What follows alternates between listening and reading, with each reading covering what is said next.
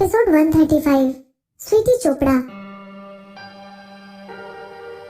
विधि की नजरों ने मोहित को ढूंढना बंद कर दिया। अच्छा, तो ये लड़की मोहित को जानती है। विधि नहीं जानती थी कि मोहित और उस लड़की का क्या रिलेशन था, लेकिन उन दोनों को बात करते देख विधि को एक बात का अंदाजा हो गया था कि वो दोनों एक दूसरे के काफी क्लोज हैं। मोहित की बाजू को अभी तक उस लड़की ने पकड़ रखा था। विधि ने उस लड़की पर अपनी आंखें गड़ाई। अच्छा जी, विधि ने अपने आप से कहा। अब जब विधि मोहित की गर्लफ्रेंड बन चुकी थी, तो क्या उसका यहाँ पर कुछ करना बनता था? विधि ने आसपास घूम रहे वेटर की प्लेट से वाइन का ग्लास उठा लिया और वो मोहित और उस लड़की की तरफ आगे बढ़ने लगी। मोहित, तुम मेरे घर कब आओगे? मैं तुम्हें कब से अपने घर पर बुलाना चाहती हूँ। तुम्हें देखे बिना मेरे गार्डन के खूबसूरत फूल भी मुरझा गए हैं। तुम जब भी आओगे तब मैं तुम्हारे लिए अपने हाथ से चाय बनाऊंगी। वो लड़की अपनी बातों को बोलते हुए मोहित को इधर उधर टच कर रही थी। वो धीरे धीरे मोहित के पास आने की कोशिश करने लगी थी। उन दोनों को देखकर कोई भी अंधा बता सकता था कि ये लड़की मोहित पर अपना इंटरेस्ट दिखा रही है, और फिर भी मोहित उससे दूर नहीं हट रहा है। विधि के तन बदन में आग लगने लगी। वो उस लड़की के मुंह पर वाइन का ग्लास फेंककर मारना चाहती थी, लेकिन विधि ने अपने आप को रोक लिया। ये जगह आरव कपूर के अंदर थी और विधि जानती थी कि कुछ ऐसा करने से उसकी दुश्मनी और लोगों से बढ़ जाएगी। विधि ने अपने मन में कहा, जल्दी का काम शैतान का होता है। मैं इस लड़की को आराम से सबक सिखा दूंगी। ये बोलकर विधि ने अपने आप को शांत कर लिया। विधि सीधे जाकर मोहित के साथ खड़ी हो गई, जैसे कि उसने कुछ भी नहीं देखा। विदुषी, मोहित मुस्कुराते हुए विधि की तरफ मुड़ा। तुम बिल्कुल सही टाइम पर आई हो। मैं तुम्हें अपनी दोस्त से मिलवाता हूँ। ये स्वीटी चोपड़ा है, चोपड़ा फैमिली की सबसे बड़ी बेटी। ये रामानंद दादाजी की पोती है, जिनसे तुम पहले भी मिल चुकी हो। अच्छा, तो ये चोपड़ा फैमिली से है? कितनी शर्म की बात है, विधि ने सोचा। रामानंद चोपड़ा कितने इंटेलिजेंट और अच्छे इंसान हैं। उन्होंने अपनी पोती को इतनी बेशर्म और घमंडी कैसे बना दिया? स्वीटी को इंट्रोड्यूस कराने के बाद मोहित ने स्वीटी से विधि को इंट्रोड्यूस करवाया। स्वीटी, ये विदुषी शर्मा है। विधि का इंट्रोडक्शन सुनने के बाद स्वीटी के एक्सप्रेशंस बदल गए। ऐसी सिचुएशन में दो लोगों को आपस में इंट्रोड्यूस करवाने का एक डिफॉल्ट रूल था। उस रूल के हिसाब से पहले हमेशा लोअर स्टेटस वाले इंसान को बड़े स्टेटस वाले इंसान से इंट्रोड्यूस करवाते हैं।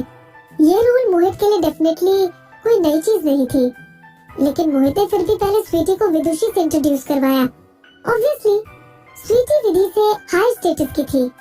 क्या इसका मतलब ये था कि मोहित के दिल में विदुषी की जगह ज्यादा इम्पोर्टेंट थी? स्वीटी अपनी सोच की वजह से परेशान हो गई। विधि के कपड़े और उसकी हाइट को देखकर स्वीटी को महसूस हो गया कि ये वही लड़की है जिससे वो अभी कुछ देर पहले टकराई थी। ये सोचकर स्वीटी का मूड खराब हो गया। विदुषी शर्मा, स्वीटी ने अकड़ते हुए कहा, मुझे लगता है मैंने तुम्हारे बारे में कहीं सुना है। तुम मोहित की कंपनी की छोटी सेलिब्रिटी हो ना? स्वीटी ने जानबूझकर छोटी शब्द पर जोर दिया, लेकिन मैंने तुम्हारे बारे में कभी नहीं सुना। विधि ने स्वीटी से ज्यादा शांत और अकड़ते हुए जवाब दिया। बेशक विधि उसके चेहरे पर रेड वाइन ग्लास नहीं फेंक सकती थी, लेकिन इसका मतलब ये नहीं था कि वो अपनी बातों से उसका मुंह तोड़ जवाब न दे सके। विधि के अंदर अपना गुस्सा छुपाने की आदत नहीं थी। उसे लोगों की बात का अच्छे से जवाब देना आता था। किसी को सरकास्टिकली टोन में नीचा दिखाना विधि को बहुत पहले से आता था। विधि अपने ऑर्फनेज के टाइम से लोगों को मुंह तोड़ जवाब देते हुए आ रही थी। कपूर फैमिली में आने के बाद भी विधि अपनी बातों से बहुत बड़े बड़े लोगों को अपने सामने नीचे झुका चुकी थी। ऊपर से एंटरटेनमेंट सर्कल में होने की वजह से जहाँ पर लोग अपनी लड़ाइयों को सिर्फ बातों से जीतते हैं, वहाँ के लोग भी विधि की तेज तर्रार बातों को पहले भी झेल चुके थे। यकीन से स्वीटी भी उसकी बातों में फंस चुकी थी। तुम्हें तो स्वीटी अपने पैरों को जमीन पर पटकती है और मोहित को कोहनी से पकड़ते हुए बोलती है, मोहित, ये मुझे अपने सामने नीचा दिखाने की कोशिश कर रही है। स्वीटी और मोहित बचपन के दोस्त थे और साथ में ही बचपन से स्वीटी की दिलचस्पी मोहित में थी। वो जानती थी कि मोहित को मासूम लड़कियां अच्छी लगती हैं, और मोहित के सामने स्वीटी ने मासूम बनना पहले ही सीख लिया था। भाटिया चोपड़ा फैमिली के लोग एक दूसरे के काफी करीब थे। रामानंद दादाजी की वजह से मोहित स्वीटी की बातों को इग्नोर नहीं कर सकता था।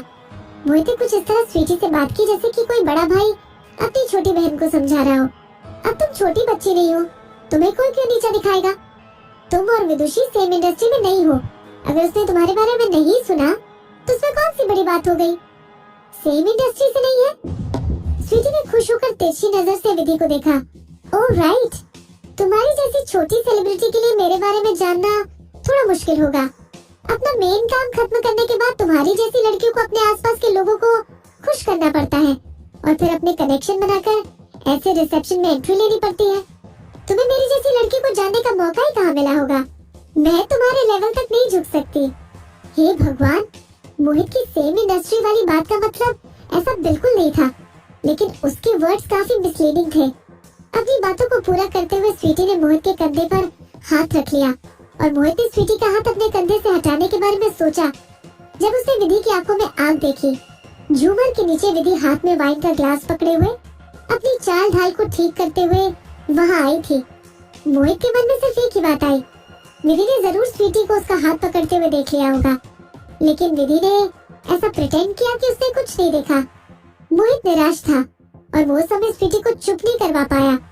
मोहित जानबूझकर स्वीटी को उन दोनों के बीच लाया था और उसने स्वीटी को पास आने से नहीं रोका, बल्कि मोहित ने तो स्वीटी को विधि को नीचा दिखाने से भी नहीं रोका। और अगर विधि की बात की जाए तो उसको सिर्फ एक बात से प्रॉब्लम थी कि स्वीटी उसकी इंसल्ट कर रही थी, और जिस तरह से स्वीटी अपने हाथों से मोहित को टच कर रही थी, विधि ने उसकी इन हरकतों को इग्नोर कर दिया। Vidushi, do I not matter to you? Mohit ने अपने दिल से पूछा।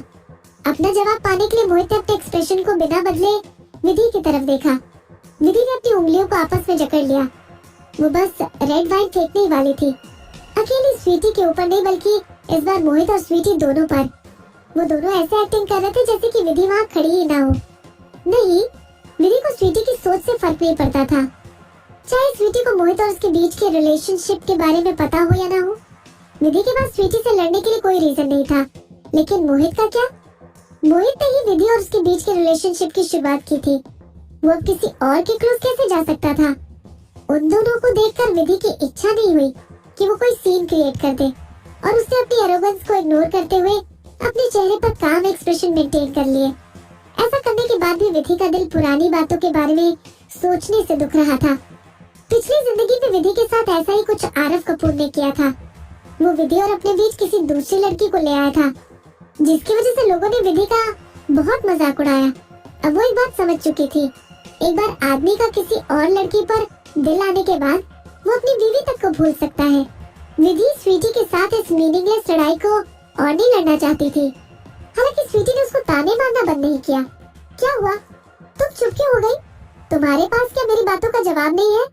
अगर तुम कुछ कहना चाहती हो तो जल्दी कहो, वरना हमसे दूर हटकर खड़ी हो जाओ। क्या तुम्हें नहीं दिख रहा मैं मोहित से बातें कर रही हूँ? विधि को अपनी आंखों पर भरोसा नहीं हुआ।